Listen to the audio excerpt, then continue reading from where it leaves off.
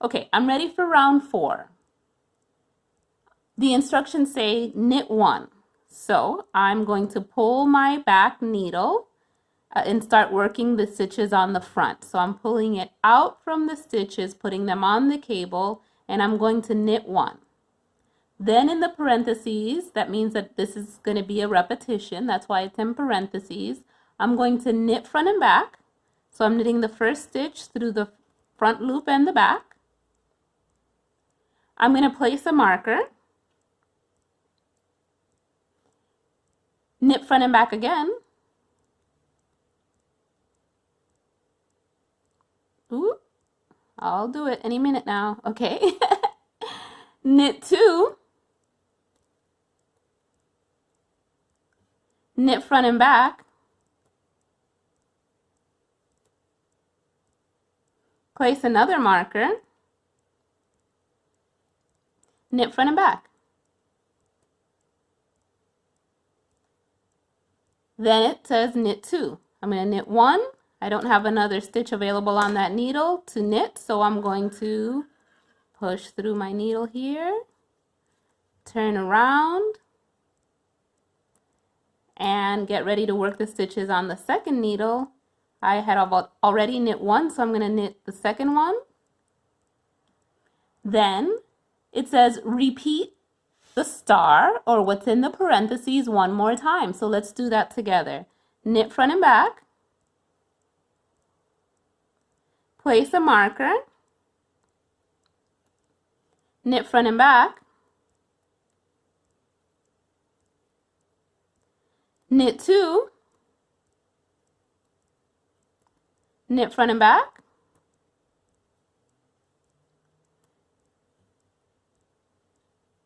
Place a marker. Knit front and back. That's the end of our parentheses, and then the instructions say knit 1. All right, so we did round 4. We've increased our stitches to 24. So that means that on each needle you should have 12 stitches. Let's count them. I have 2, 4, 6, 8, 10, 12, and on the front needle I have 2, 4, 6, 8, 10, 12. Perfect. I am in business. So what I see here, if you want to see what's going on in my head in terms of design-wise, is that in between my markers, in between the blue and the green, I have 2, 4, 6 stitches. In between the red and the purple here, I have 2, 4, 6 stitches. And if we count in between these 2 stitches, we should also have 6 stitches. There's 3 on this needle and 3 on this one, 3 on this needle and 3 on this one. So what we're doing is we're building a square where we have 6, 6, 6, and 6. Okay, round 5 says knit, slip all markers. Okay, so I have my working yarn on the back needle. I'm going to start working on the stitches and the front needle. So I'm going to pull that needle out from the back, and I'm going to knit all the stitches and slip the markers as I go. So I move the marker from the left needle to the right needle, and that is just slipping it. I'm going to keep knitting all these stitches. When I get to the marker, I'm going to slip it from left to right, keep working. Once you finish all the stitches on your front needle, turn your work around, push that needle through, then pull the needle that's attached to the working yarn out and finish that round. All we're doing is knitting all the stitches and slipping our markers as we go. Slip the marker. I know you. But if we look at our work now, we're going to start round 6, and already we could start seeing the crown developing. So you've got your little cast on right here. It's a tiny little hole, and you at this point should still have 24 stitches. We're going to do round 6, and after we've done round 6, you're good to go. You'll be able to do this on your own.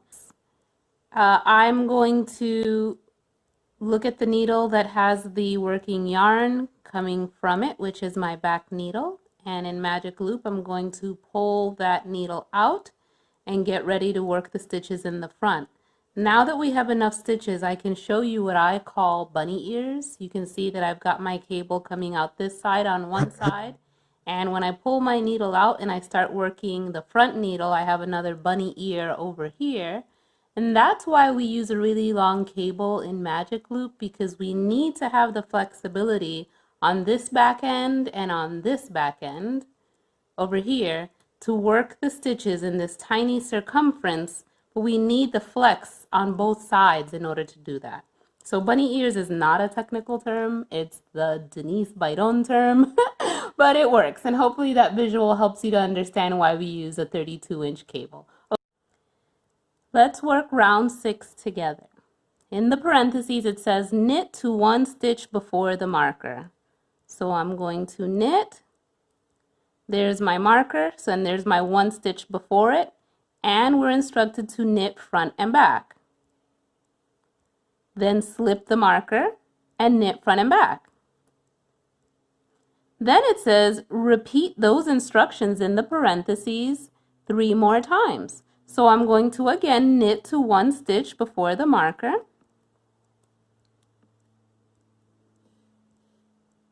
There's my marker and my 1 stitch before, so I'm going to knit front and back.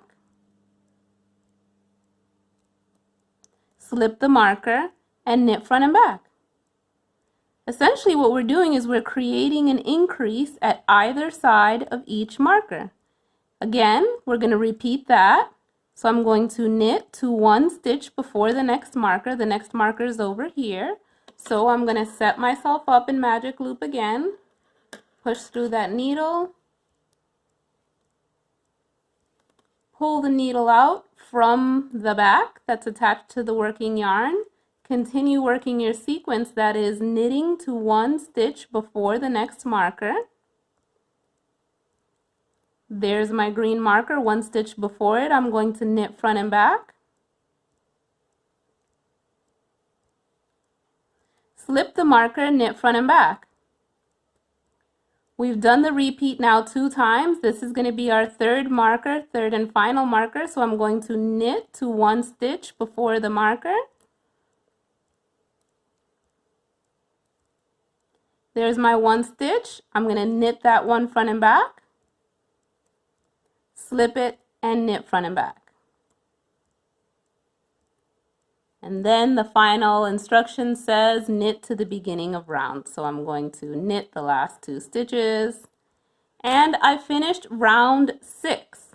So the rest of the crown is a repetition of rows 5 and 6. Row 5 being a rest row where all you do is knit and slip the markers as you knit. And round 6 is the round where you will make an increase at each side of all 4 markers. If you give me a second, I'll go grab an example of this hat fully done, and we'll be able to see what the finished results will be. Here we are. This is the crown of my hat. There's my little cast on. Notice my circle is tiny because at the end of this pattern, I have shared a video with you that shows you how to close up this little circle that's here on our cast on. And we made increases at each marker, and what you will get is a beautiful X shape at the crown. So there is our finished hat. This one is yet unlined, so doesn't have anything on the inside, but I also have a video showing you how to sew in the lining into your hat. Thank you so much for following along this tutorial. I look forward to seeing you turn this tiny cast on into this beautiful hat. Have a great day. Thanks for choosing my patterns and supporting my small business. I appreciate it. Thank you.